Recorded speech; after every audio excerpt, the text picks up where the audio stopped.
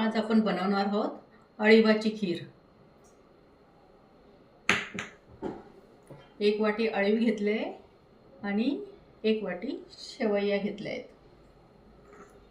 Roasted शेवया आहेत या। 1 वाटी दूध आणि अर्धी वाटी ड्राय फ्रूट्स आणि थोडीशी वेलची घेतली आहे आणि थोडी केसर आणि टेस्टनुसार शुगर। आधी आपण 2 टीस्पून घी घालूया, तूप म्हणजे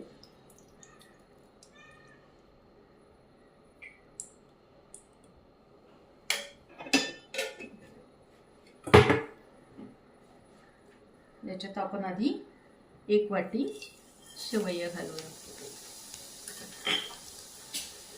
ते छानपैकी भाजून घेऊया आपण। शेवया तशाही रोस्टेड आहेत, त्या तेवढे भाजण्याची गरज नाही, थोडंसं भाजलं तरी चालते। अळीवाची खीर थंडीमध्ये खाल्ली तर खूप खूप गुणकारी आहे ती। अळीव खाणं म्हणजे खूप खूप तुम्हाला विटॅमिन्स अँड ते सगळं कव्हर होणार।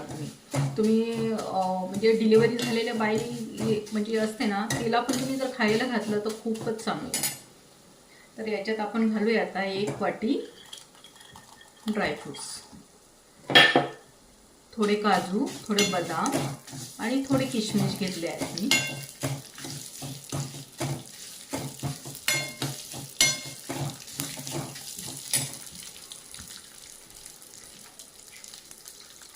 त्यानंतर 1 वाटी मोठी वाटी दूध घ्यायचे।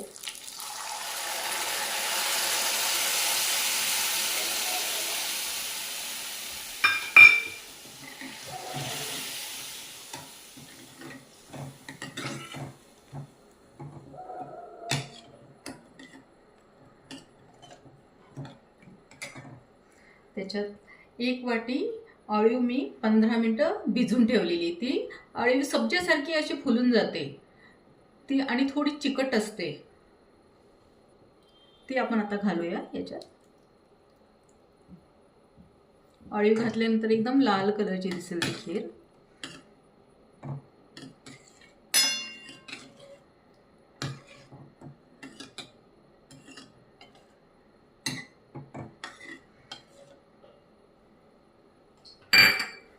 त्याच्यात आता घालूया आपण थोडीशी वेलची पूड आणि थोडीशी केसर आणि टेस्टनुसार शुगर घालायची। तुम्हाला शुगर नसेल घालायची तर तुम्ही शुगर फ्री घालू शकता। मी थोडी शुगर घालते आणि थोडी शुगर फ्री घालते।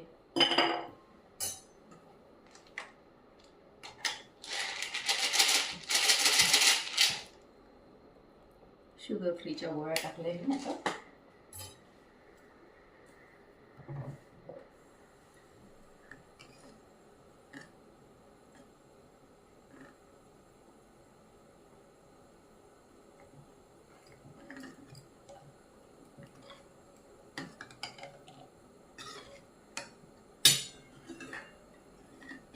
ही खीर थंडीमध्ये जरूर खा तुम्ही, खरंच ट्राय करून बघा तुम्ही, खूप खूप छान लागते आणि हेल्थ वाईज खूपच चांगली आहे। खूपच तुमची हेल्थ एकदमच छान राहील। तुम्ही आठवड्यातनं 1 दिवस तरी ही खीर खायची आहे।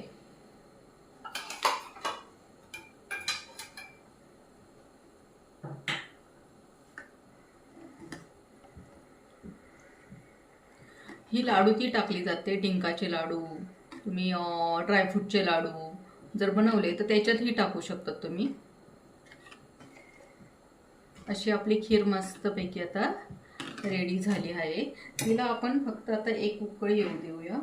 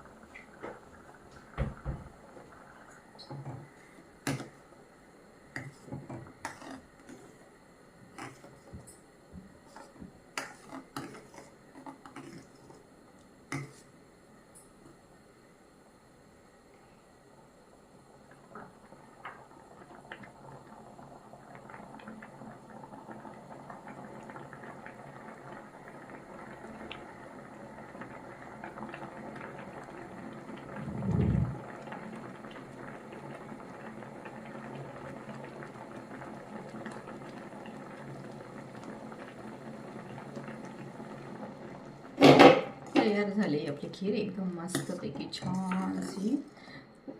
ते अळी पण फुलून गेलं एकदम आणि शेवया पण नरम झाल्या आहेत आता. तर आता ती खायसाठी आपल्याला रेडी आहे. आपण आता गॅस बंद करू शकतो. अशा प्रकारे आपली अळीवाची खीर तयार आहे.